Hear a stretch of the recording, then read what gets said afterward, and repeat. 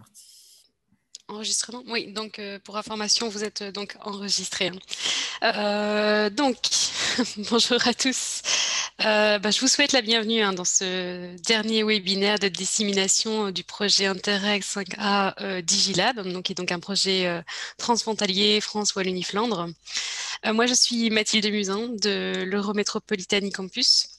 On est une institution dédiée au numérique qui est située à Tournai, en Belgique. Et je représente donc le coordinateur du projet et je serai donc votre modératrice pendant ce webinaire.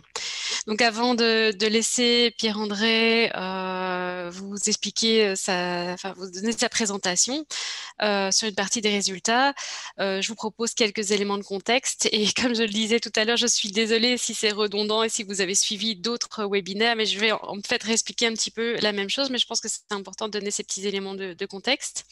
Et donc, le projet qui est la base de cette série de webinaires a pour objectif d'améliorer les dispositifs de formation en ligne par l'introduction de technologies et ou de nouvelles méthodes pédagogiques.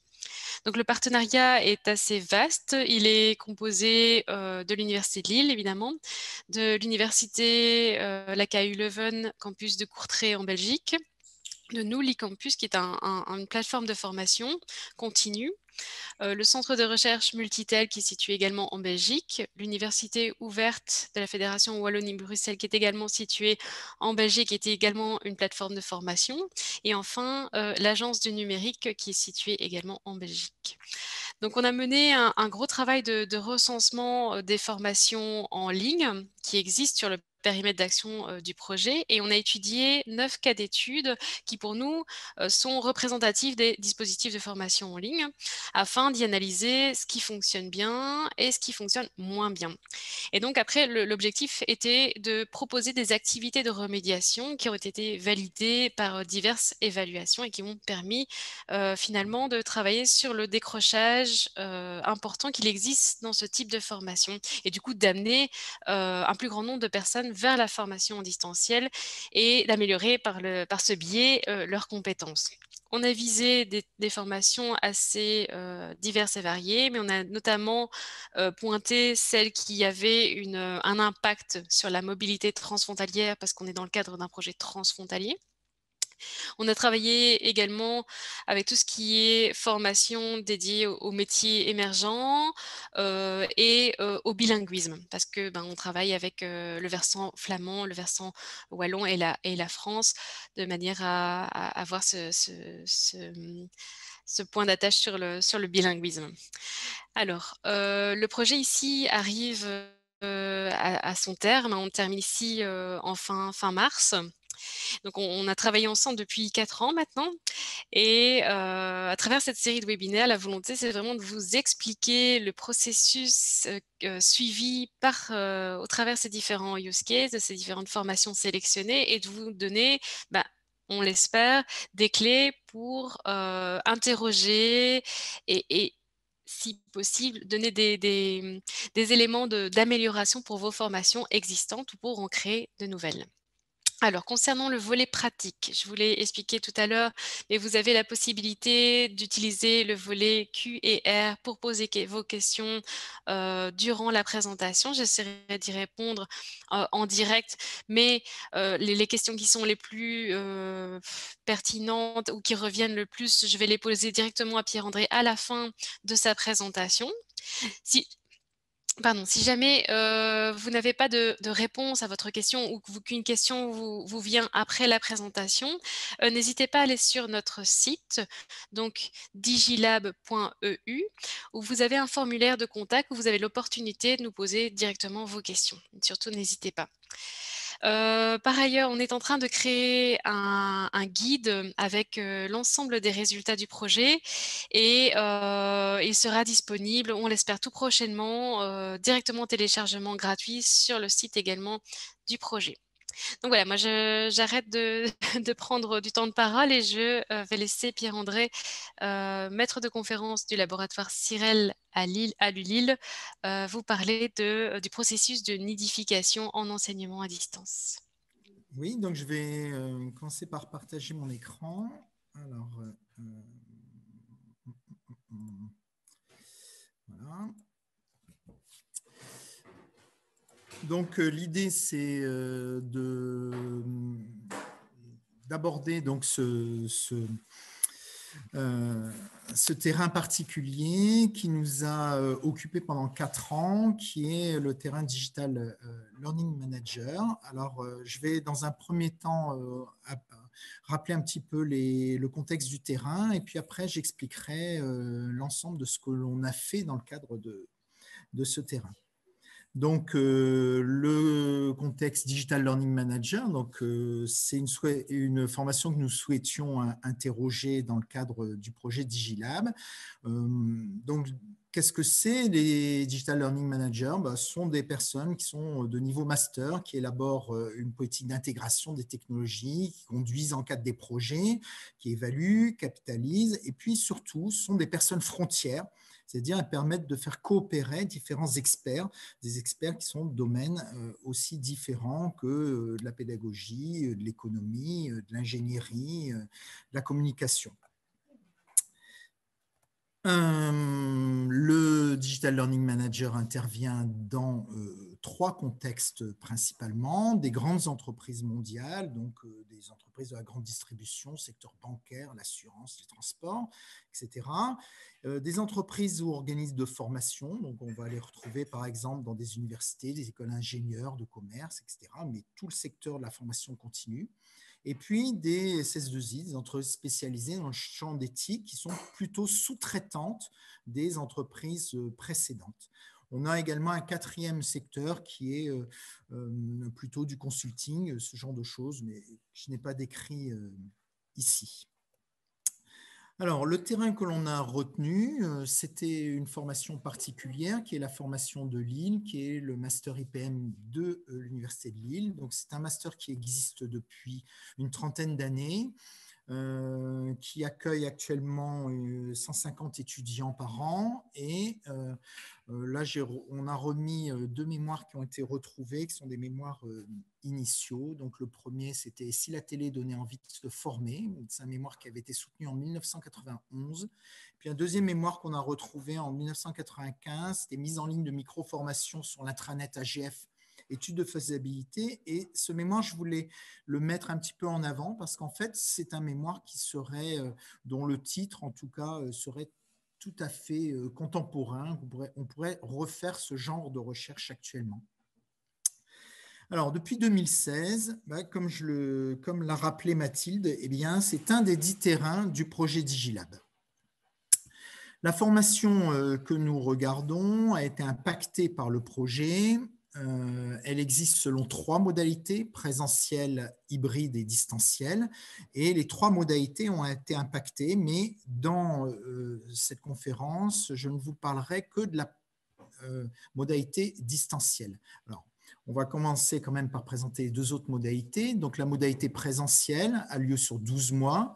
Elle se caractérise par une alternance assez classique, cours semestre 1 et stage essentiellement semestre 2. L'organisation est une organisation principalement synchrone des enseignements, même en période de Covid, où on a là actuellement, par exemple, les cours qui ont lieu bien sûr à distance, mais qui sont synchrones le matin, et puis l'après-midi, les étudiants travaillent eux-mêmes sous forme de TD, et on les retrouve de nouveau en séance synchrone le matin, le mardi, etc. Donc je ferai bien une distinction entre cette organisation synchrone qui caractérise l'enseignement présentiel ou l'enseignement distanciel en période de Covid, et puis des modalités distantes dont nous allons parler après. Alors, le projet Interreg a eu une influence sur cette formation puisque a été établi un fil rouge sous forme de projets qui sont réalisés sous forme de sprint pendant une semaine pendant l'ensemble de la formation. Donc, il y a plusieurs périodes d'une semaine pendant lesquelles eh bien, il y a ces projets qui ont lieu. Et puis après, il y a une période de stage de 5 mois qui débouche sur l'écriture et la soutenance d'un mémoire. Une autre modalité qui a été très impactée par le projet, c'est la modalité hybride qui a été intégralement redesignée. Donc, la modalité hybride, elle se caractérise par une alternance de phase asynchrone qui durent environ 2 mois et de phases de regroupement qui durent 1 semaine, des regroupements synchrones. Pendant la phase asynchrone, chaque cours est approfondi indépendamment des autres, c'est-à-dire on a plutôt des enseignements qui sont séparés des autres. Et puis, on a quand même un mini-projet qui est proposé aux étudiants en tâche de fond, qui est un mini-projet qui regroupe l'ensemble des cours et qu'ils vont commencer à travailler sous forme d'un fil rouge pendant les 2 mois. Et cette phase d'approfondissement se termine par une phase de sprint d'1 semaine où là, on regroupe les étudiants et pendant cette phase de sprint, eh bien, l'ensemble des cours sont réinvestis pour la réalisation du projet qui est soutenu à la fin du dernier jour de regroupement. On a donc une organisation en fait autour de ces fameux mini-projets plutôt qu'une organisation autour des enseignements. Cette modalité hybride est aussi caractéristique par un démarrage de la formation dans un contexte professionnel. Tous les étudiants sont dans le même contexte professionnel et suivent la formation en alternance. Alors, on arrive à la formation qui, elle, nous intéresse pour ce webinaire. C'est la modalité distante, qui est une modalité qui est caractérisée par un enseignement principalement asynchrone qui dure 12 mois, qui est organisé en 3 phases de 15 semaines, comprenant chacune 2 murs, c'est-à-dire qu'au sein d'une phase, eh bien, on sépare 2 parties de cette semaine et les cours d'un mur ne peuvent pas dépasser sur le 2e mur. Alors, ils respectent les règles suivantes, environ 20 heures de travail personnel par semaine, les étudiants nous disent qu'ils en font beaucoup plus, pas plus de 3 cours en même temps, et les cours sont éventuellement reliés entre eux par des mini-projets. Il y a une prédominance des travaux de groupe. Alors, on a une période, contrairement aux 2 autres modalités, on a une période de projet unique qui chevauche la dernière phase et qui se termine. C'est un très gros projet qui permet le réinvestissement de l'ensemble de tous les enseignements et qui a lieu pendant la dernière phase, environ au bout de 12 mois. Et puis, à la fin de ce projet, eh bien, les étudiants partent en période de stage pendant 5 mois et ça débouche bien sûr sur l'écriture et la soutenance du mémoire. Voilà à peu près pour l'organisation. Alors, un peu de recul, cette organisation distante, elle repose sur un modèle d'ingénierie qui est un modèle d'ingénierie artisanale. C'est un modèle qui est souvent présent dans les départements et des institutions assez polyvalentes, s'appuie sur une forme de bricolage enseignant. Je vous ai mis quelques rappels un peu théoriques. J'avais publié à l'époque, dans les années 2010, autour de cette modalité particulière. Et Peraya et Pelletier, en 2020, nous précisent que dans le cadre de cet artisanat, souvent, les enseignants tentent de projeter sur le nouveau dispositif d'instrumentation de la formation des comportements et des pratiques liées à l'enseignement présentiel. Alors, dans le cas de le modèle qui nous intéresse, ce n'est pas ça qui a lieu. C'est un modèle pédagogique qui est basé sur des activités, la prédominance des activités et des interactions. Donc, cela repose sur un cadrage théorique assez simple. L'idée que la réalisation des activités permet l'évolution de la structure cognitive des apprenants par une réorganisation des schèmes à la suite de déséquilibres suivis de rééquilibration majorante. Et puis, l'idée, c'est que ces activités vont susciter des interactions et c'est à partir de ces interactions qu'on va favoriser le développement cognitif des apprenants. Donc, de façon très simple, et là je reprends des webinaires que j'ai pu faire en juin au moment de la première crise de la Covid, le modèle pédagogique qui est utilisé, l'étudiant est mobilisé, il se voit proposer des activités, la réalisation de ces activités nécessite pour lui l'explicitation des consignes, l'interaction, la coordination avec les autres, la lecture du cours mise ou non à sa disposition, il rend son travail et il lit la correction. L'enseignant scénarise son cours autour de plusieurs activités que va devoir réaliser l'étudiant. Il mobilise ses étudiants, puis leur propose des activités. Il écrit, identifie un cours qu'il met à disposition des étudiants. Il répond aux sollicitations, organise le travail de groupe, il corrige et évalue les activités. Voilà en gros comment ça fonctionne. Donc, si on regarde l'organisation des différents rôles dans le cadre de cette modalité distante, eh bien, on a un responsable de formation, puisqu'il y a plusieurs promotions en cours, donc c'est le garant de la maquette, en gros. On a le directeur des études qui, lui, va gérer une promotion. Donc, une promotion, ça peut être, par exemple, 70 étudiants répartis en 2 groupes.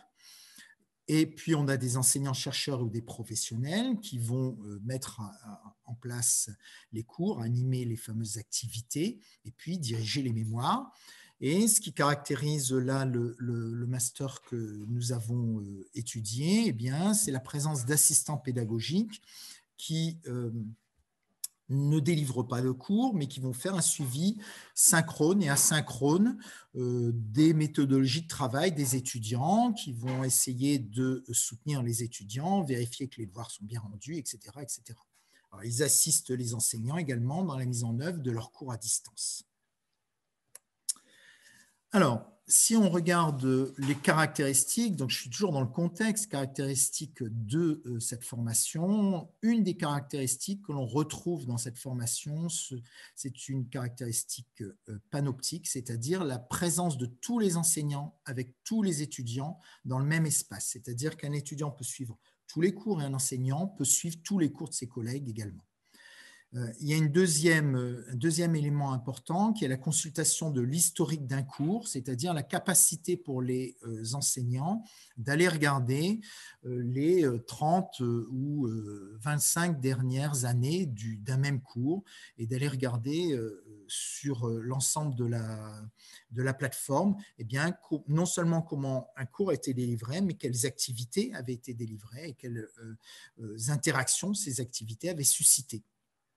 Alors, le fait de pouvoir d'aller regarder dans ces sédiments, en fait, eh bien, nous avons montré dans différentes recherches que cela favorisait la cristallisation des pratiques, c'est-à-dire qu'au bout d'un moment, les enseignants, eh bien, en allant regarder justement les pratiques de leurs collègues, eh bien, se caler dans un moule, dans une manière de fonctionner. Autre caractéristique de l'enseignement à distance, eh bien, sont les caractéristiques épistémiques, c'est-à-dire l'organisation de la capitalisation des savoirs au travers des interactions scripturales entre l'apprenant et l'enseignant. C'est un petit peu idiot de le dire, mais en fait, dans un enseignement complètement asynchrone, eh bien, ce qui va être majoritaire, ce sont des interactions écrites. Et ces interactions écrites, elles vont favoriser les formes discursives de la connaissance, c'est-à-dire qu'on va en fait systématiquement avoir besoin d'expliciter l'ensemble. On ne va pas pouvoir facilement montrer des choses, il va falloir systématiquement les commenter, les écrire, et que cette manière d'écrire les choses, eh bien, va favoriser non seulement la co-construction des savoirs, mais la construction elle-même des savoirs. Alors, une autre caractéristique de cette modalité distante, c'est l'usage de forums contextualisés, c'est-à-dire que chaque activité qui est proposée va ouvrir un fil de discussion et au sein de ce fil de discussion, à chaque fois que les questions vont être posées, que les réponses vont être données, eh bien, elles vont être associées mécaniquement à l'activité qui a été proposée, qui peut être par exemple un texte, qui peut être un exercice, qui peut être ce genre de choses. J'ai l'habitude de dire qu'en enseignement asynchrone, en fait, on est toujours intelligent parce qu'on prend le temps de répondre, qu'on peut aller regarder les sédiments, on peut aller regarder toutes ces choses-là, et puis on peut prendre vraiment le temps de faire une réponse cohérente, et de même, les étudiants prennent également le temps de poser des questions intéressantes. Alors, une fois présenté le contexte, eh bien, on arrive à ce qui nous a interpellés, c'est-à-dire la faillite du système. C'est-à-dire dans les années 2011-2012, à partir des années 2011-2012, on s'est rendu compte qu'il y avait une véritable faillite dans le système d'enseignement à distance tel qu'il était réalisé. Et l'ensemble des enseignants ont essayé de trouver une solution et d'essayer de comprendre pourquoi ça n'allait pas. Un premier constat, ça a été qu'il y avait un passage en fait d'un modèle économique de type pionnier où les enseignants ne comptaient pas leurs heures et où chacun était investi dans la formation, à un modèle pérenne qui fonctionne avec des personnes qui ne sont pas forcément motivées par cet enseignement particulier et qui désirent simplement fonctionner, des gens qui n'ont pas été formés par l'institution, qui arrivent et qui découvrent cet enseignement comme n'importe quel autre et l'abordent de façon beaucoup plus usuelle. La forme de rémunération qu'on avait proposée, qui est une forme où on a une rémunération constante jusqu'à 25 étudiants et puis après 2/3 d'un 25e pour chaque étudiant rajouté, eh bien, elle fonctionne assez bien jusqu'à environ 35 étudiants et au-delà, ça ne fonctionne plus parce qu'en fait, on se rend compte qu'il y a moins d'investissement de la part des enseignants. Je reviendrai là-dessus après. La semaine de pré-rentrée qui était faite, qui était une semaine présentielle où l'ensemble des étudiants se déplaçaient, elle est de moins en moins satisfaisante parce que de plus en plus difficilement accessible aux salariés et aux étrangers. Et finalement, eh bien, cela crée deux groupes distincts d'étudiants. Des étudiants qui ont suivi cette pré-rentrée, qui ont lié des liens entre eux, des étudiants qui arrivent dans le groupe en n'étant pas liés avec les autres. Et puis, on se rend compte surtout que le travail de groupe devient omniprésent sans qu'il ne soit réellement encadré, sans qu'il y ait des personnes qui aident à arranger ce qui va se passer dans les groupes. On a un élément qui est aussi qui arrive régulièrement, c'est ce qu'on appelle la crise de mois+2, c'est-à-dire ce qui arrive 2 mois après la rentrée et qui est systématique, c'est-à-dire qu'à chaque fois, 2 mois après la rentrée, il y a une crise qui a lieu, qui est insupportable pour les étudiants et les enseignants qui ne sachent pas, qui n'arrivent pas à comprendre comment l'éviter et qui est une crise de remise en cause de l'enseignement, de la compréhension des consignes, du sens de la formation, etc. Les étudiants disent qu'ils sont en burn-out, alors que les enseignants ne constatent pas d'accroissement du travail effectué. Les pratiques de communication liées à la sphère privée, c'est-à-dire ce que les personnes vont faire sur Discord, WhatsApp, etc., influencent les pratiques d'apprentissage à distance. Et puis, on a des notifications constantes, en fait, qui contribuent au burn-out des étudiants. Et bizarrement, le fait que la connectivité se soit améliorée semble être une des sources du problème. Alors, les décisions, il y a des décisions avant que intervient le projet Digilab, il y a des décisions ingénieries qui commencent à être prises, ou en tout cas, on commence à penser parmi les enseignants qu'il va falloir repenser la semaine d'intégration, repenser les travaux de groupe, la notion même de groupe ouvert, repenser la construction de la communauté d'apprentissage, repenser le modèle économique, pérenniser le système, repenser la place de l'enseignant, la place de l'assistant pédagogique, repenser la médiation elle-même, synchrone, asynchrone, visio, texte, etc. Et donc là, intervient à ce moment-là, on est à peu près 2015, eh bien, intervient le projet Digilab qui va être une source qui va nous permettre justement de poser scientifiquement les problèmes que rencontre l'ensemble des promotions. Et donc, il y a un premier travail, un recueil de données qualitatif sur la base de 9 entretiens sur les effets de la semaine de démarrage, de la nidification et une analyse qualitative et lexicographique, donc je vais revenir très rapidement dessus après, qui vont nous permettre de poser les premières bases d'une ingénierie que je vais vous présenter. Et puis après, je n'entrerai pas dans les aspects recherche, parce que ce n'est pas le lieu de ce webinaire, mais à savoir que dans le deuxième semestre 2017, il y a une étude quantitative qui porte sur environ 157 personnes. Et puis après, au deuxième semestre 2018, de nouveau une étude quantitative, cette fois-ci qui porte sur 125 personnes. Et puis depuis 2009, 2019, 2020, l'analyse de l'ensemble de ces travaux, la confirmation de l'ingénierie et la publication des résultats, dont ce webinaire est, je crois que la dernière fois où on va en parler, hein, on a déjà pas mal parlé dans d'autres lieux, mais dans d'autres contextes également. Je reviens donc sur l'analyse des problèmes. Donc, en enseignement à distance, un des problèmes récurrents, c'est la multiplication des interactions individuelles, des dialogues, et les dialogues que ces interactions instaurent entre l'apprenant et l'enseignant. Une des solutions pédagogiques constamment préconisées, c'est d'augmenter les travaux de groupe pour substituer à l'expertise de l'enseignant une expertise par les pairs. En gros, ça veut dire qu'on va augmenter les dialogues au sein du groupe, justement pour éviter qu'il y ait moins de communication au sein de la promotion. Alors, malgré les progressions techniques, l'accessibilité des outils webconférence, il existe une difficulté chronique à débattre en grand groupe de façon synchrone. Là, depuis 6 mois avec la Covid, effectivement, vous le percevez tous, c'est quand même dès qu'on se retrouve à 70, etc., ça devient très compliqué. Là, dans le cadre de ces séminaires, on est dans un système où finalement, je vous ai coupé le micro et c'est moi qui parle et j'ai une personne qui est Mathilde, qui m'interroge ou qui va faire passer vos questions et qui répond en parallèle pendant le webinaire, qui répond aux questions que vous pouvez poser. Et puis, une notion assez importante également, c'est que plus on augmente le nombre de personnes dans un groupe et plus on diminue les interactions entre elles. Nous avons constaté depuis 2010 que quel que soit le nombre d'étudiants que nous avions dans nos promotions, eh bien, l'ensemble des interactions était à peu près stable. Il se situait autour de 6 000, 6 500 interactions pendant une formation, qu'il y ait 8 étudiants ou qu'il y en ait 70. Ça ne changeait pas. Ça.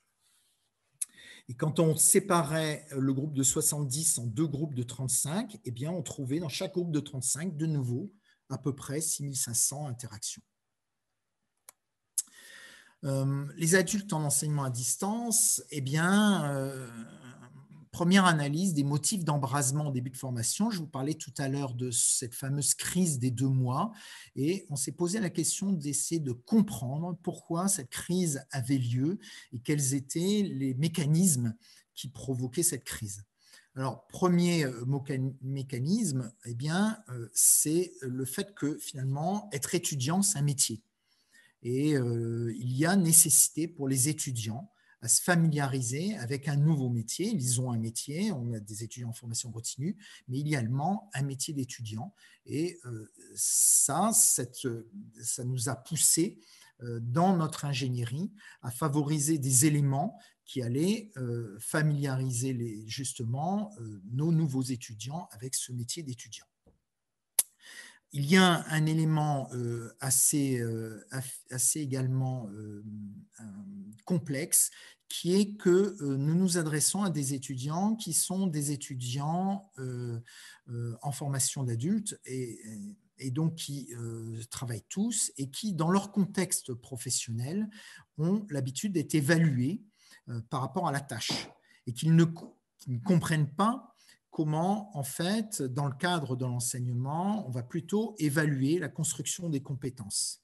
Donc, ils ne comprennent pas, en gros, pourquoi on va systématiquement laisser flou certains éléments, parce que ce qui nous intéresse, ce n'est pas la réalisation de la tâche, mais plutôt la mobilisation des compétences qui ont permis la réalisation de cette tâche. Alors, on peut donner un exemple très simple, hein, qui est le prof de sport qui désire faire passer apprendre à sauter en hauteur à ses élèves et qui va mettre une barre à 1,10 m, eh bien, quand les élèves passent au-dessus de 1,10 m, eh bien, il va remonter la barre à 1,15 m, etc. Et les élèves vont sauter cette fois-ci 1,15 m, etc., jusqu'au moment où ils font tomber la barre. Ben, ça, typiquement, dans une situation professionnelle, ce n'est pas possible. Ce n'est pas ça qu'on demande de faire. Quand on vous demande de passer au-dessus de quelque chose, une barre d'1,10 m, ben vous ne comprenez pas d'abord pourquoi il faut sauter, pourquoi on ne peut pas prendre la chaise pour passer au-dessus. Et une fois qu'on l'a passé, vous ne comprenez pas pourquoi on vous demande d'en faire plus. Donc ça, c'est vraiment, on s'est rendu compte que c'était quelque chose qui, au démarrage de la formation, était source d'incompréhension entre les étudiants qui avaient le désir de faire au mieux et les enseignants qui avaient le désir de les pousser dans leur retranchement, en fait. Après, un autre élément qui nous a également guidés dans l'ingénierie, c'est le problème de conflit instrumental, le fait que finalement, on utilise des outils, des instruments de la vie courante, en fait des outils de la vie courante qui sont instrumentés dans la sphère privée, mais que nous allons instrumenter dans un autre cadre, qui est le cadre de la communication académique. Et dans le cadre de cette communication académique, les règles sont un petit peu différentes et on avait tendance à ne pas les rappeler. Donc, c'est peut-être important de les rappeler assez rapidement, ne serait-ce que pour favoriser les rapports entre les gens.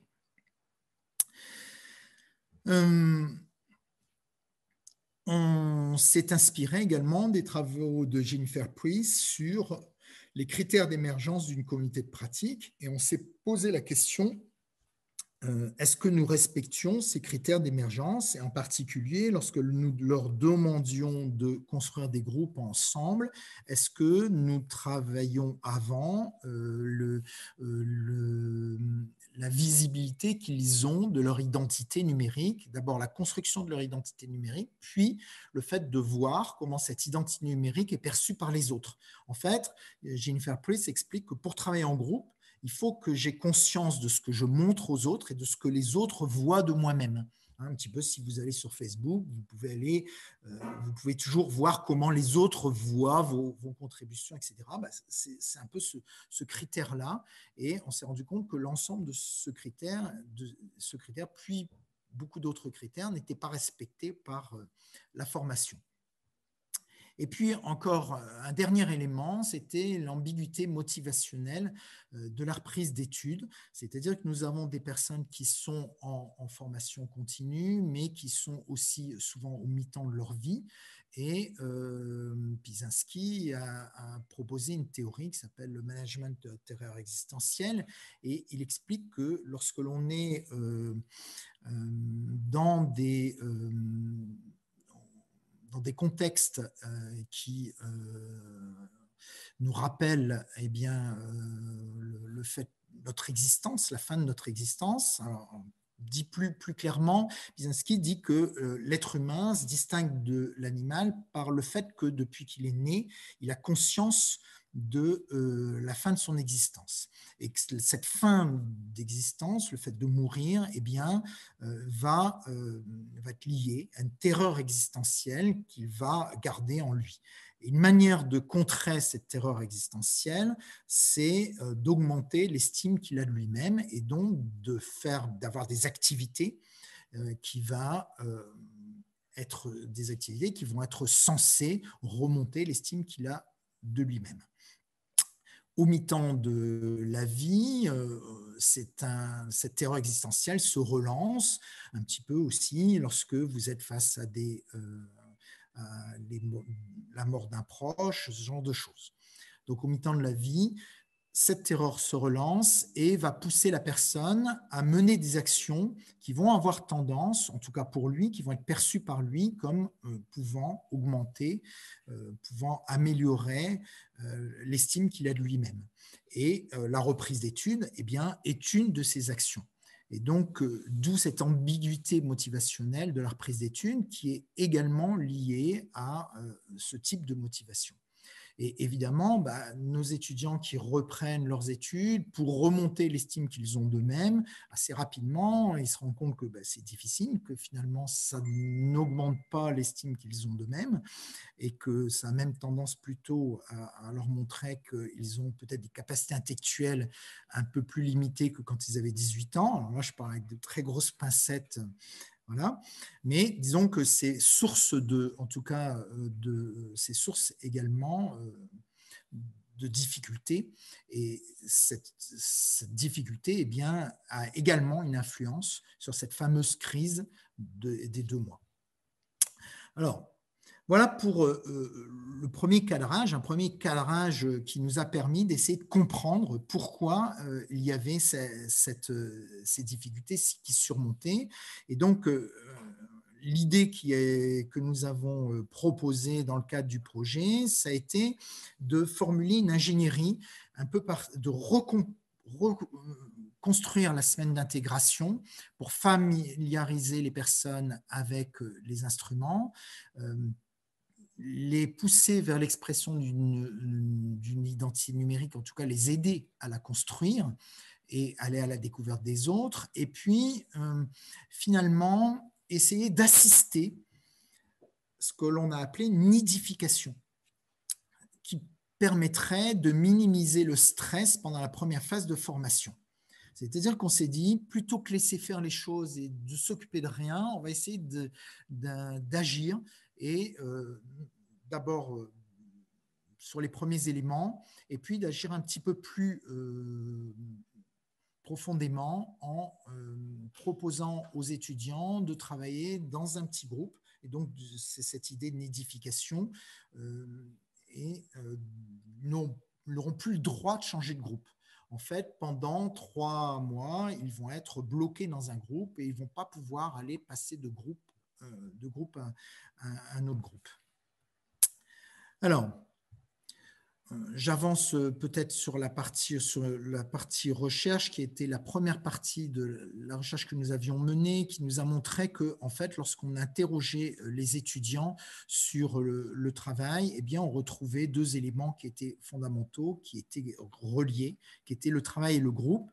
Et puis, quand on allait un petit peu plus profondément, un petit peu plus précisément sur l'entité groupe et qu'on essayait de comprendre comment les groupes se construisaient, on se rendait compte que les groupes se construisaient par rapport à des éléments assez simples finalement, l'organisation du travail, la gestion du temps, les rapports avec les personnes, les compétences, essayer de mettre ensemble des personnes de même compétences ou alors de compétences au contraire complémentaires.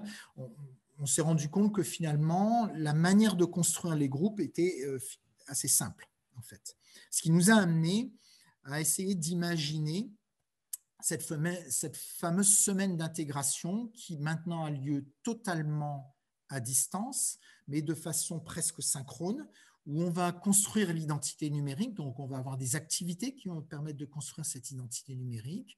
Alors, donc, on va demander des choses personnelles, on va demander des photos, des vidéos, ou bien des photos de chez soi, qu'est-ce que je vois par ma fenêtre, etc.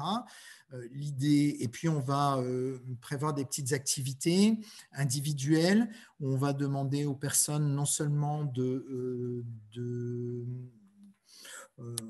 résoudre des problèmes, mais d'aller commenter les travaux des autres. Donc petit à petit, on va construire l'identité numérique, on va pousser les personnes à construire leur propre identité numérique, et puis surtout, on va pousser les personnes à aller regarder l'identité numérique des autres.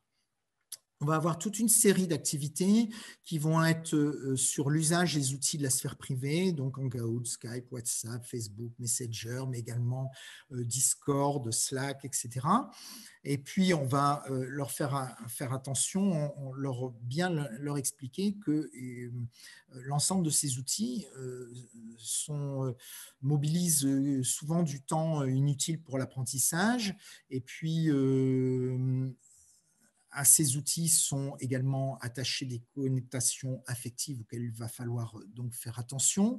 On s'est rendu compte, nous, que l'ensemble de ces outils, par rapport à d'autres outils qui étaient des outils plus écrits, eh bien, finalement, pousser les étudiants à perdre un peu leur temps. Et on avait avant des outils qui étaient des outils de chat en ligne où à l'issue d'une séance synchrone, en fait, les personnes avaient directement toutes les notes qui avaient été prises. Donc là, en fait, l'idée, c'est de pousser à de bonnes pratiques et expliquer justement un bon usage de ces outils, mais cette fois-ci dans la sphère académique. Alors, on va, là c'est d'autres éléments, on va donc essayer de mettre en place des éléments qui vont favoriser l'appariement, c'est-à-dire la création des groupes. Vous savez, alors, ce sont des choses assez simples, hein. J'avais donné quelques éléments théoriques tout à l'heure, mais pour parler simplement, vous allez je sais pas, vous rentrez au collège, vous êtes en sixième, vous avez 11 ans, vous rangez dans la cour à l'appel de votre nom, tout le monde se range, il y a une personne qui se met à côté de vous, ou une personne qui se met derrière vous, vous ne le savez pas encore, mais c'est votre ami. En fait, c'est votre ami mais vous ne le savez pas parce que ce jour-là, vous ne la connaissez pas encore. Et pourtant, il y a un appareillement qui va se mettre en place. On a montré que le stress, ces éléments-là étaient susceptibles, et la multiplication des activités, de reconfiguration de groupe est susceptible justement de provoquer ces fameux appareillements. Et donc, l'idée de cette semaine d'intégration, ça va être de favoriser ce genre de choses.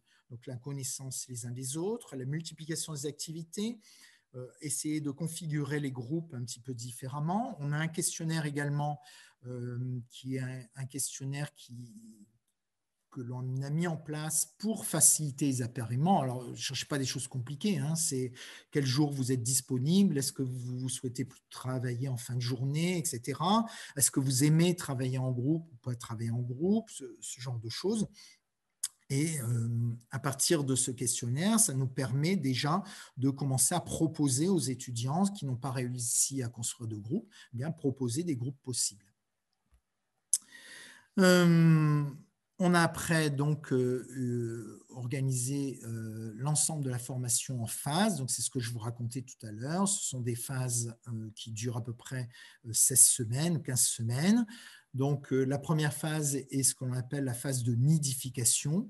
Et donc, pendant cette phase de nidification, les étudiants doivent rester dans les groupes qui ont été construits, qui sont des groupes de 3 ou des groupes de 4, mais essentiellement, ce sont des groupes de 3. Et ça, c'est pareil, je n'ai pas mis les résultats, mais ça fait partie également des questionnaires qu'on avait fait passer auprès des étudiants pour savoir finalement quelle était la taille du groupe idéal. Donc, en règle générale, c'était des groupes de 3. Les personnes n'ont pas le droit de changer de groupe, sauf si le groupe s'est détruit en cours de route. Et dans ce cas-là, on peut reconstruire des groupes avec des groupes qui seraient en difficulté. Mais on s'est rendu compte que si on n'imposait pas ce genre de choses en début de formation, eh bien, on rajoutait à la difficulté des enseignements, à la difficulté de tout ce dont on a parlé, les éléments qu'on a abordés précédemment, on rajoutait également la difficulté des relations au sein du groupe. Alors, je vous renvoie bien sûr sur la thèse de Sonia qui a fait ses travaux avec moi et qui a soutenu sa thèse en décembre, hein, et qui justement s'est intéressée à ce qui se passait au sein de chaque groupe. Alors, phase numéro 1, on est dans une phase où, vous voyez, eh bien, on a des groupes qui sont constitués et on va essayer, dans la majorité des cas, de conserver ces groupes constitués. Et puis, dans la phase numéro 2, il y a ce que l'on appelle la mise en concurrence. Eh bien, c'est l'ouverture des groupes et on va essayer de permettre la communication intergroupe des étudiants. Éventuellement, des groupes vont se reformer avec cette fois-ci des nombres quelquefois plus succinct de 2 personnes, quelquefois autour de 4 personnes, voilà, ce genre de choses. Et puis dans la phase 3, qui est la phase qui a lieu à partir d'à peu près 6-7 mois, eh bien, c'est la phase pour nous de construction de la communauté de pratique. C'est-à-dire que cette fois-ci, on va essayer d'ouvrir à l'ensemble des autres promotions au travers des activités. On va leur demander d'aller regarder des mémoires précédents ou bien des projets des promotions précédentes, ce genre de choses. Il va y avoir beaucoup de propositions de stages parmi les anciens étudiants, ce genre de trucs. Voilà.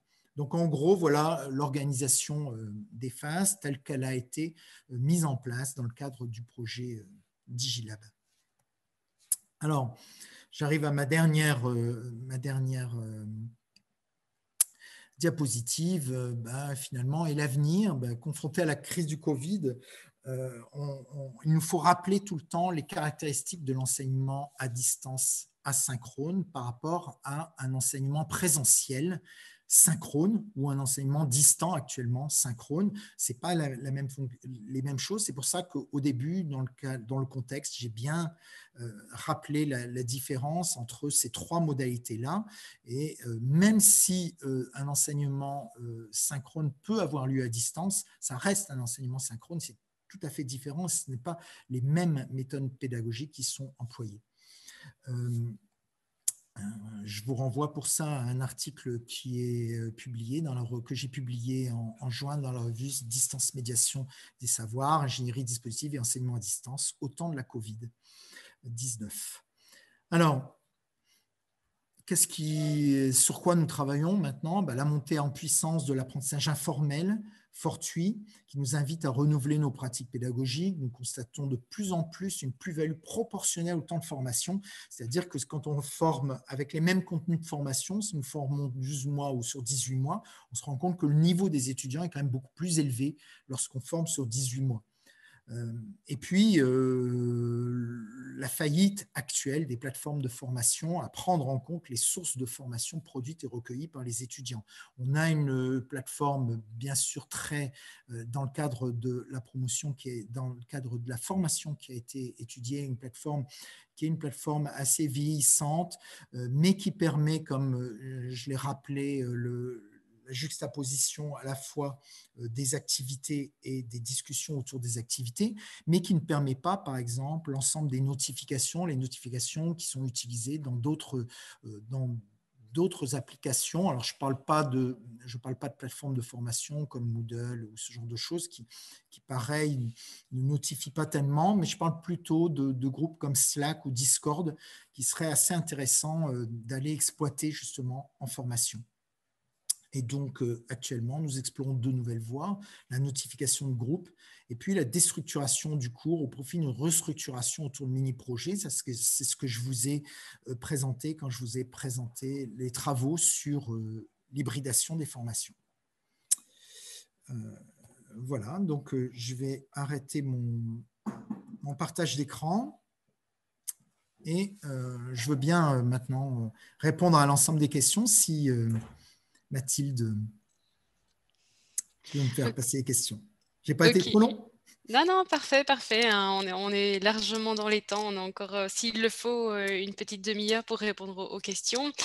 J'en ai pas encore beaucoup, alors n'hésitez pas à envoyer vos petites questions s'il y en a qui vous viennent là maintenant. Moi, j'ai quand même quelques questions. Pierre-André, merci pour ta présentation qui était très chouette. Enfin, moi, je me lasse pas de réécouter ce qui avait été fait et ce que je trouve vraiment, vraiment chouette. Hein. Par rapport à ce que tu as présenté, donc ici on a vraiment présenté quelque chose, une remédiation, une analyse dans le cadre d'une formation totalement en ligne et plutôt sur un petit groupe. On est totalement sur autre chose que sur un cours massif. On n'est vraiment pas dans le cadre de MOOC. Et du coup, tu nous parles de différentes choses, notamment faire quelque chose pour provoquer la crise de début de formation, mais également favoriser ce processus de nidification. En tout cas, c'est ce que tu as fait dans la formation DLM totalement en ligne. Mais voilà, si les gens qui nous écoutent et qui ont un dispositif de formation qui est semblable dans sa forme à celui-là, qu'est-ce que tu conseilles de faire? Qu'est-ce qu'on peut reproduire dans la formation existante? Je pense que déjà, j'ai abordé cette idée de crise en expliquant les raisons de la crise. Il y a des raisons qui sont des raisons, comme je l'ai montré, qui sont des raisons structurelles. Et en fin de compte, l'idée qui a été développée, c'est que cette crise n'est pas évitable et qu'elle est même intéressante parce qu'elle permet d'expliciter des choses. Elle n'est pas évitable pour les raisons que j'ai rappelées, les raisons motivationnelles, etc. Donc, on peut essayer d'arranger les choses. Donc, j'ai montré les aspects instrumentaux, la nidification, etc. Tout ça, ça permet d'arranger les choses. Mais malgré tout, la crise arrive parce que finalement, les problèmes motivationnels continuent de rester. Et puis, surtout, la différence entre compétences et tâches, c'est vraiment quelque chose de très différent. C'est-à-dire que quelqu'un qui travaille ne comprend pas pourquoi, quand on lui demande quelque chose, c'est pas ce qu'on lui demande. pourquoi à chaque fois qu'il pose une question pour expliciter la tâche, pourquoi elle se complique? Parce qu'à chaque fois qu'en fait, il passe la barre, on remonte la barre d'un cran. Et ça, de toute façon, c'est forcément quelque chose qui va être, on va être obligé de l'expliciter. Et donc, la crise, finalement, peut être intéressante à partir du moment où toutes les personnes, tous les enseignants sont préparés à cette crise. Eh bien, on peut même, par une simple dissonance, donc là, les dernières années, systématiquement, on a fait une simple petite dissonance, c'est-à-dire qu'un travail qui est à rendre le mercredi, d'un seul coup, il vient à rendre le lundi, 3 jours avant. Et puis, d'un seul coup, la crise explose. C'est l'allumette qui met le feu aux poudres. Et puis, d'un seul coup, tout le monde se met à intervenir. Et c'est à ce moment-là, justement, qu'on va pouvoir, comme on est préparé, on va pouvoir réexpliciter l'ensemble de ces éléments-là. Et en particulier, cette différence, ces compétences que l'on construit par rapport à ces tâches que l'on réalise. Après, Justement, cette crise dont tu parles. Vas-y, pardon. Pardon, non, vas-y. C'est parce que j'ai une question qui est effectivement pertinente par rapport à cette crise que tu évoques. Est-ce qu'elle est systématique en formation à distance? Ou est-ce qu'elle est spécifique à la formation que tu Je pense proposes? qu'elle est systématique en formation à distance, formation continue. C'est-à-dire pour des gens qui travaillent. Parce qu'il y a des éléments comme les éléments que j'ai évoqués là sur la théorie de Pisinski, les éléments sur le métier d'enseignant, le métier d'étudiant, les éléments sur la distinction entre la tâche et la compétence qui sont, eux, structurels, ne dépendent pas de la formation en fait.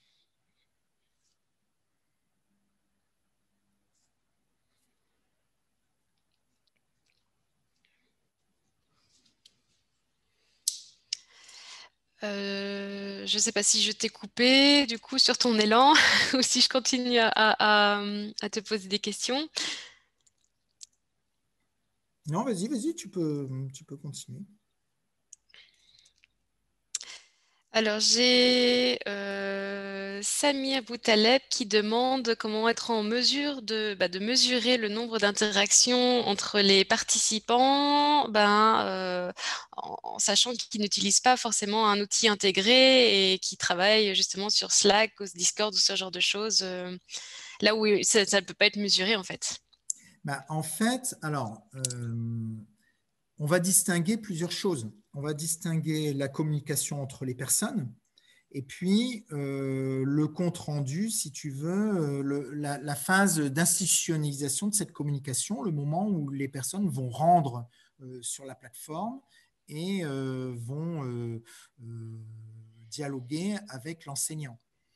Donc moi, quand je parle d'environ 6000 interactions, ce n'est pas des interactions entre les étudiants, ce sont des interactions institutionnalisées. C'est-à-dire que c'est après qu'il y a eu discussion entre les étudiants, et ça, moi, les discussions entre les étudiants, bien sûr que sur le plan de la recherche, je regrette de ne pas pouvoir espionner chaque étudiant et de ne pas pouvoir leur mettre une puce dans la tête pour tout monitorer. Mais sur le plan pédagogique, que je sois en enseignement présentiel, je ne vais pas enregistrer ni aller dans la salle de permanence, ni aller chez les gens pour aller vérifier tout ce qu'ils font, si tu veux. Donc, c'est la même chose. On est passé quand même d'une vision des plateformes où autrefois on imaginait que tout se passerait dans les plateformes à justement à imaginer que tout ne se passe pas dans les plateformes. La plateforme, c'est le lieu. Alors, je ne voulais pas en parler là, mais j'en ai déjà parlé dans d'autres conférences. La plateforme, c'est le lieu de l'institutionnalisation.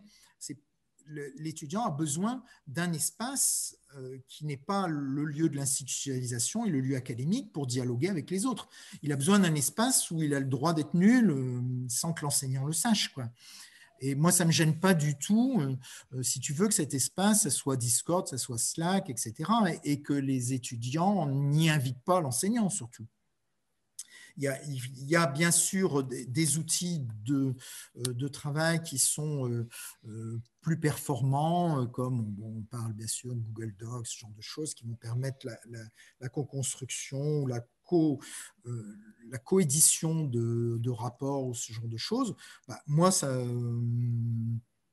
j'ai pas à avoir ça sur la plateforme. Si tu veux, la plateforme, c'est vraiment l'endroit où, à l'issue de ce travail de coédition, eh bien, on va rendre son travail sous forme PDF, etc. Et on va attendre les remarques de l'enseignant. Oui, il y a une chose dont on n'a pas parlé et qui, c'est vrai qu'on pose la question sur le QER, mais c'est les résultats de cette évolution de la mise en place de ces outils, de ces nouvelles méthodologies dans le cadre de la formation et à quel moment ça a eu une évolution positive sur le taux de réussite notamment. Je ne sais pas si tu sais dire deux mots là-dessus. Oui, en fait, quand on a commencé en 2016 le travail, on était à peu près à 65% de réussite, c'est-à-dire 2 tiers de la formation qui est masterisée, et actuellement, on est autour de 90%. Donc, il y a eu une évolution dans les abandons.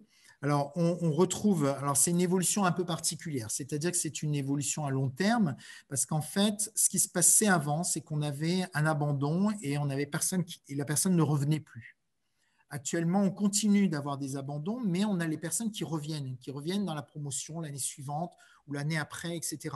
Donc, en fait, on ne perd pas l'étudiant.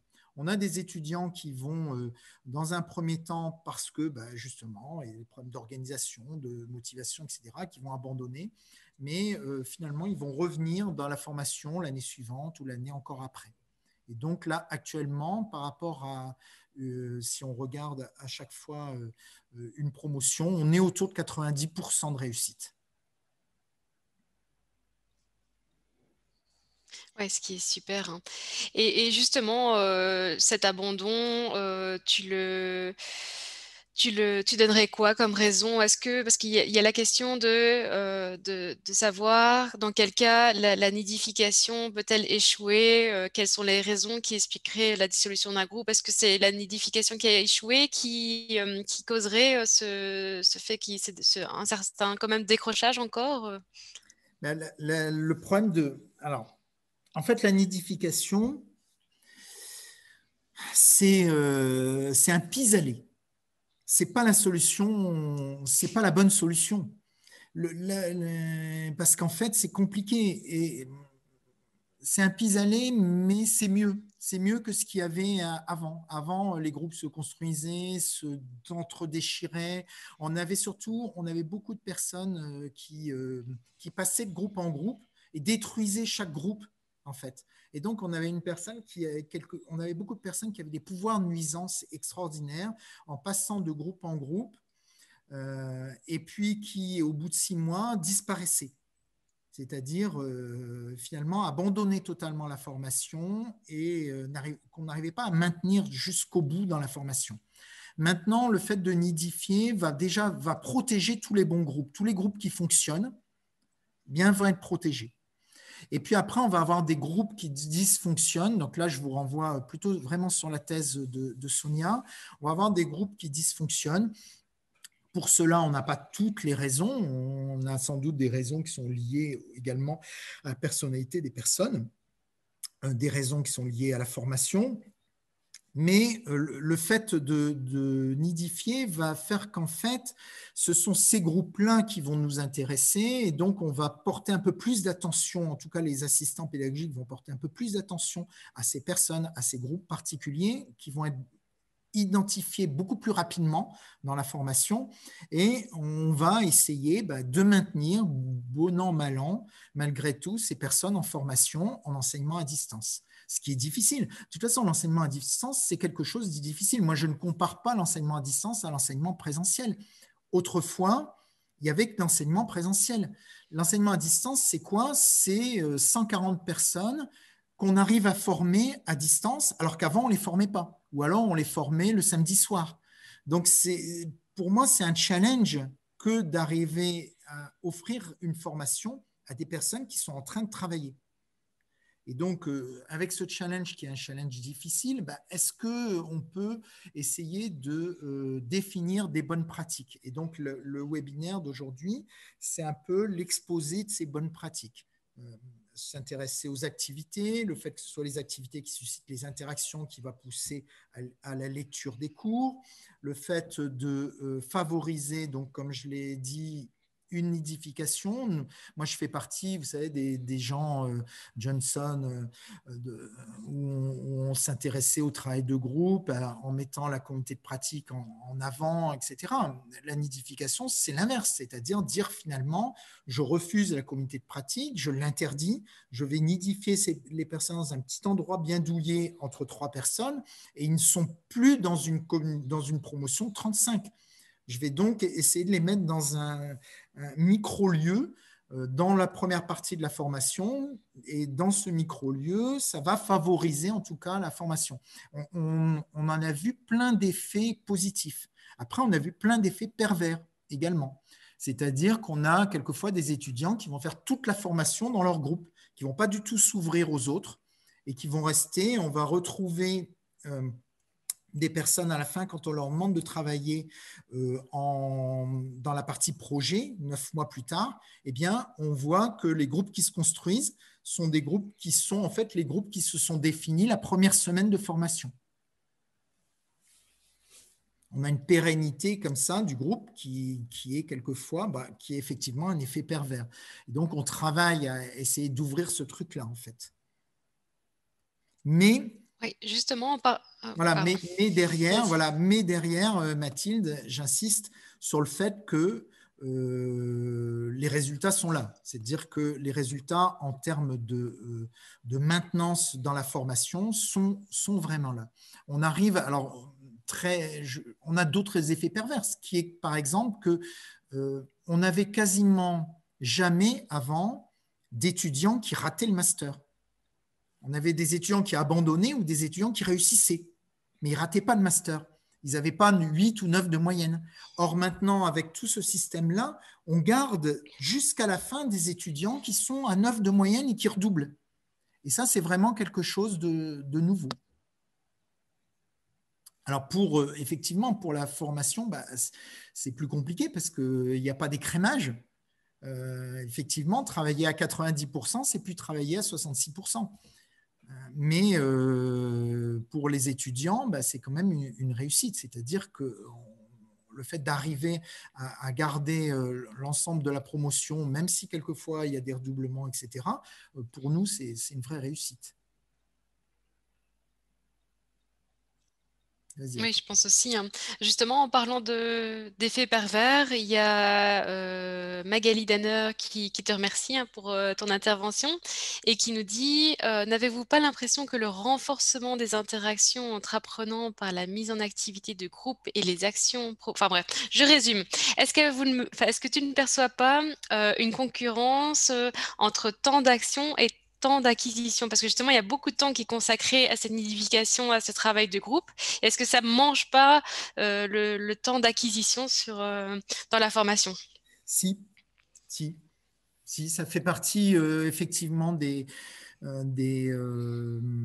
pistes. Là, il faut que... J'avais parlé, le burn-out, le fait que des outils...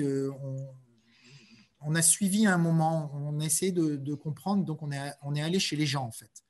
Et donc, on a suivi les personnes chez elles pour essayer de comprendre ce qui se passait, parce qu'on ne comprenait pas ce burn-out, parce qu'en fait, il n'y avait pas vraiment de travail. On s'est rendu compte que les gens, on avait quelquefois des groupes qui faisaient tous les soirs 1 à 2 heures de conférences visio entre eux. Et en fait, à l'issue de cette visio, de ces visioconférences, il n'y avait pas de plan, il n'y avait pas de compte-rendu qui était fait. Et en fait, c'était une perte de temps totale.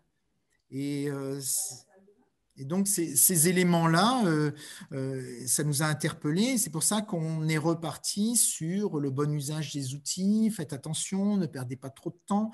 Alors, le fait également de nidifier fait qu'au bout d'un moment, tous ces éléments d'interaction entre les gens vont être gommés quand même. Au bout d'un moment, les gens ont l'habitude de travailler entre eux. on fait des groupes où au bout d'un moment, ça ronronne assez bien. Voilà. En tout cas, il y a des groupes pour lesquels ça ronronne Est-ce assez bien. que Est-ce que tu as pu comparer avec des pairs cette proposition de nidification? Est-ce que tu en as entendu parler d'autres formations? Est-ce que c'est des choses qui avaient fait des petits? Est-ce que c'est des choses que vous avez pu comparer? Alors, alors, on a regardé, oui, on en a parlé. On en a parlé lors de la conférence en 2019. Il y avait une conférence à Poitiers qui a eu lieu. Il y avait Gaëlle Monari, j'ai vu que tout à l'heure, elle était dans les participantes. Gaëlle qui travaillait à Unidistance et qui travaillait donc en Suisse sur des groupes comme ça à distance et qui a, elle, une sorte de pack, une sorte de valise qu'ils envoient aux étudiants avant la formation. Et donc, dans cette valise, il y a toute une série d'éléments qui sont assez proches finalement de ce que nous faisons, qui sont autour de l'identité, de la motivation, qui sont des choses très simples, par exemple avec une petite casquette, parce que on a parlé, je vous ai parlé tout à l'heure d'instrumentation, de sphère privée, de sphère académique, etc. Mais les gens vont faire un travail d'étudiant à la maison. Or, à la maison, vous voyez, je suis en train de faire là la conférence. Il y a beaucoup, vous n'avez peut-être pas vu, mais il y a beaucoup de choses qui se sont passées autour de moi. Les gens ont mangé, etc. Et donc, par exemple, dans cette petite mallette, eh bien, il y a une casquette. L'étudiant, quand il travaille, met sa casquette pour indiquer aux enfants, à sa femme ou à son mari que il ou elle est en train de travailler. Voilà. Donc ces éléments-là, effectivement, on a beaucoup de communication avec des gens qui travaillent comme nous. Après, il y a beaucoup de gens qui ne travaillent pas comme nous, ou alors qui n'ont pas le modèle économique qui leur permet de l'affirmer. Il y a beaucoup de gens dans lesquels l'enseignement à distance, c'est quoi? C'est une liste de PDF qui sont mis en ligne et puis un grand désert vide avec personne qui parle sur la plateforme. Et puis à la fin, on essaye de rattraper le coup avec une séance synchrone et des devoirs terminaux, quoi. Mais alors cela, évidemment, il n'y a pas vraiment de communication et de partage avec ce genre de, de choses. Mais plus on communique sur nos formations, sur la manière dont on met en place nos formations, et plus on identifie justement des formations qui travaillent comme nous et qui nous amènent également des choses. Donc, par exemple, cette idée de mallette avec tous ces éléments qui vont favoriser la motivation, favoriser des tas de choses, c'est une excellente idée. Et ça, vous le retrouverez dans Éducation 4.1. Vous trouverez également un article qui a été publié justement sur le début de ce travail. Éducation 4.1 à Poitiers, et ça doit être en janvier ou février 2019, je crois. Ok, merci. Mais apparemment, effectivement, hein, tu n'es pas le seul à réfléchir à tout ça et à disséminer là-dessus parce que j'ai des personnes hein, dans le chat qui indiquent notamment Marie Debat qui dit 15 ans d'expérience dans l'enseignement continu à distance au CNAM et ça fait vraiment écho apparemment avec ses observations et elle trouve le séminaire très intéressant. Et c'est marrant, j'ai aussi des anciens de ta promotion, de tes promotions qui indiquent ah zut, j'ai vécu alors la crise, je l'ai subie et je m'en rends compte seulement maintenant que ça a été provoqué. Il y a beaucoup qui demandent hein, comment provoquer ces crises. Justement, si tu as des petits trucs et astuces. Je suis désolée, je ne sais pas poser toutes les questions. Vous avez posé du coup une quarantaine de questions. Je les trie au fur et à mesure. Si elles ne sont pas répondues, n'hésitez pas à les poser via le site internet. Hein. Alors, pour provoquer la crise, comme je l'ai dit, alors, en fait, ça, c'est une grande discussion que j'ai avec les deux, maintenant trois assistants pédagogiques, hein, puisque maintenant nous avons trois assistants pédagogiques qui, eux, bien sûr, ne sont pas du tout contents quand on provoque la crise, parce que c'est eux qui vont devoir bosser en priorité. Et je leur dis, mais si vous ne la provoquez pas, de toute façon, elle arrive toujours. Donc, ça ne sert à rien. N'imaginez pas que vous allez pouvoir y échapper, elle va y arriver. Donc, c'est plus simple de la provoquer à un moment où on va tous être disponibles justement pour y répondre. Une simple dissonance, comme je l'ai dit, un décalage de rendu, ça suffit quelquefois.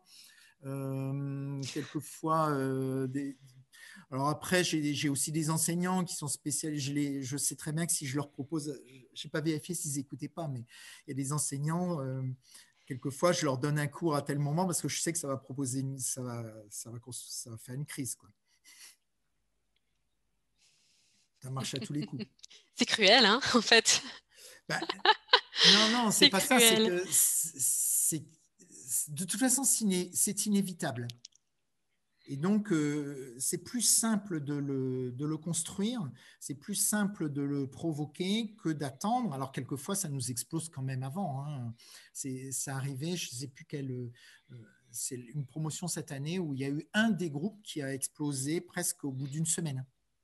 Et donc, au bout d'une semaine, on a eu un tout petit retard au démarrage parce qu'on ne s'est pas rendu compte que c'était ça. Et puis, au bout d'un moment, on a complètement identifié parce que les arguments reviennent. On a quand même l'ensemble des. On est quand même maintenant habitué à ce genre de choses. Donc, on a déjà tout notre argumentaire et les éléments qui peuvent intervenir. Donc, on voit exploser la crise qui nous permet d'expliciter beaucoup de choses, beaucoup d'incompréhension. En fait, la crise, elle permet justement l'expression de ces incompréhensions et de ces ambiguïtés qui étaient mises dès le départ. On pourrait se dire, peut-être que pendant la semaine de démarrage, on pourrait justement en parler. Mais en fait, on en parle. Mais ça ne marche pas quand même. Parce que, en fait, ça prend pas corps avant une certaine pratique. Ok, merci. À peut-être prendre une dernière question parce que là, on avait dit qu'on terminait vers 13h30. Est-ce qu'il y a pour toi, dans le métier d'étudiant, est-ce que c'est pareil apprendre à être étudiant à distance ou en présentiel, tout en étant adulte? Est-ce qu'il y a une différence? Est-ce que Ah oui, c'est totalement est-ce qu'on peut différent. apprendre à être un étudiant? Tu vois? Oui, Ok. c'est totalement différent parce que en présentiel, en fait, l'étudiant, il n'a pas le choix, il est immergé dès le départ. Il arrive, moi j'ai repris mes études en présentiel, j'ai passé un DEA d'informatique, après j'ai fait une thèse, etc. À une époque où j'étais un peu plus âgé, je me suis retrouvé avec des étudiants de 20 ans, on était dans une fac scientifique, on allait à la fac littéraire pour voir les filles, voilà, c'est tout un truc, il a fallu que je me remette là-dedans alors que j'avais 40 ans, quoi. Il y a des pratiques collectives avec les étudiants qui sont tout à fait imposées par l'enseignement présentiel. En enseignement à distance, les gens, bien sûr, ont repris le boulot d'étudiants, mais ils sont quand même chez eux. Ils sont chez eux avec leur famille. On n'est pas immergé exactement comme on pourrait l'être. Et on va essayer de catégoriser les choses, on va essayer d'avoir à la fois une vie privée, mais une vie professionnelle et maintenant une vie académique. Donc tout ça va se compliquer en fait. Et donc, c'est un peu, quand je parlais de la casquette, voilà, c'est une manière justement de concilier, c'est-à-dire de dire, il y a un moment, je prends ma vie d'étudiant, je mets ma casquette, je m'habille différemment, je m'habille comme un étudiant, ou bêtement des choses comme ça, hein. Mais voilà, ça peut pas. C'est comme tout ce qui est en enseignement à distance, c'est-à-dire qu'il y a beaucoup de choses où on ne va pas pouvoir se baser simplement sur l'immersion. Il va falloir le provoquer, il va falloir le provoquer par des activités ou par des objets qu'on va mettre à disposition des étudiants. Ok, parfait. Je te remercie pour tes réponses. Je pense qu'on peut clôturer ici. Donc, merci à tous pour votre écoute attentive parce que on a été une cinquantaine depuis le début de ce webinaire jusqu'à ici cette fin. Donc, tout le monde est très attentif. Merci à vous. Le replay donc, de ce webinaire ainsi que les autres se trouvent sur notre site, hein, sur l'information concernant les webinaires justement. Et prochainement, vous retrouverez également un guide à télécharger avec toutes les informations proposées lors de ces webinaires. Voilà, je vous remercie à tous pour votre attention et donc ici on clôture toute cette série de webinaires. On vous prépare un événement plutôt général qui reprend toutes ces informations parce qu'on vous prépare un événement de clôture pour lequel évidemment vous retrouverez les informations sur notre site. Et un livre blanc. Et donc voilà. Et un livre blanc, Mathilde. Pardon? Un livre blanc aussi. Oui, le guide. Oui, voilà. Il y a un livre blanc aussi? Ok, ça marche. Très bien. Merci à tous. Bon après-midi et à bientôt.